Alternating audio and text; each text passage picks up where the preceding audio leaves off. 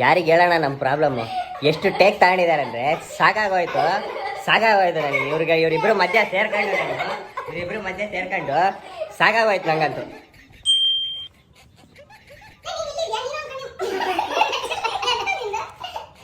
Okay friend, bye, Tata, good night.